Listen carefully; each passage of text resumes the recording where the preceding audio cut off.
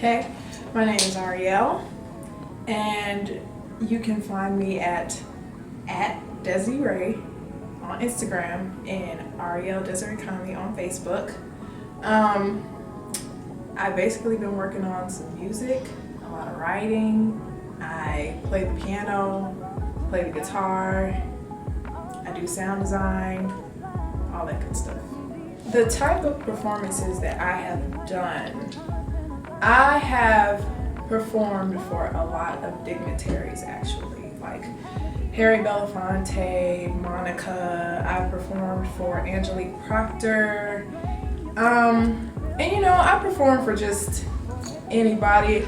The last one I did was a couple years ago, and there was this guy who actually worked on Dr. Oz's show. He was there, and usually when I perform at these type of things, I do perform songs that people ask, but I do try to at least get one of my own written songs in there so people can kind of become familiar with my sound and my craft a little bit, you know, kind of just ease it on them and stuff like that. Well, I would describe it as very, very poetic as far as writing goes. Vocally, it's always soulful, but because of my background, I'm able to diversify my sound to give you this R&B emotional at the time, if that's what you need from me, or if I need you to give, if you need me to give you something upbeat, pop-ish, rockish, all types of stuff. Gospel, of course, got my gospel roots, bluesy, you know, all that good stuff. Okay. Yeah, it was here in Atlanta.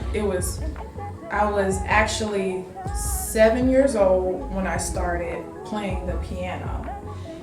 That's when I started officially taking lessons. Like when I was about 6, I knew like 2 songs because my grandpa taught me. But I've been singing since forever. And I actually started writing when I was about 12. It started out as poetry first. So that's kind of how my writing goes. Sometimes I write poetry and then I pull bits and pieces from all my poems to make a song. Okay. Yeah, I have some songs in the work right now. It's called OUM, and it stands for overrated, understood, and then misunderstood.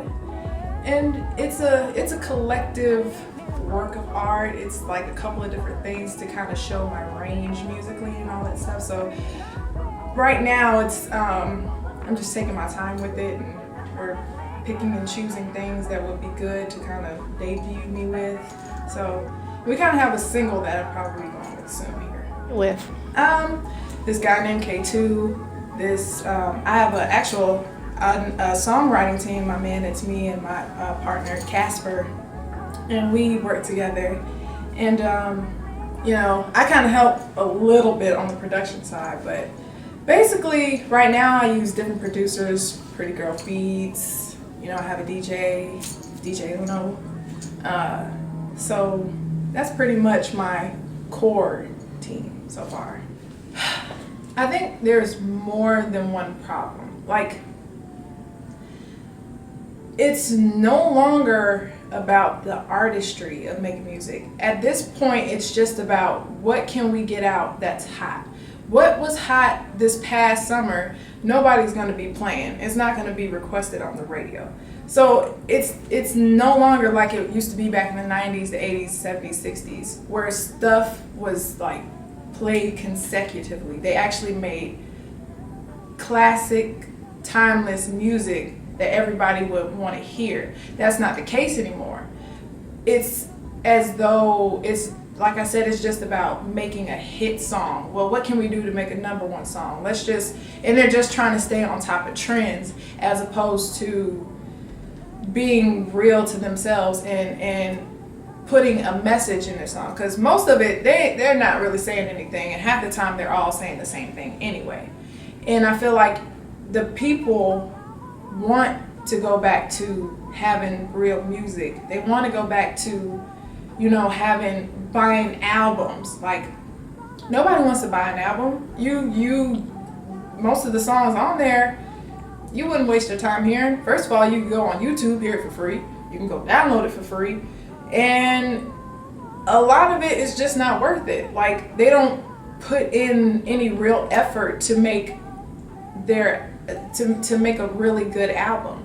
People just hear the single and that's all they want to buy.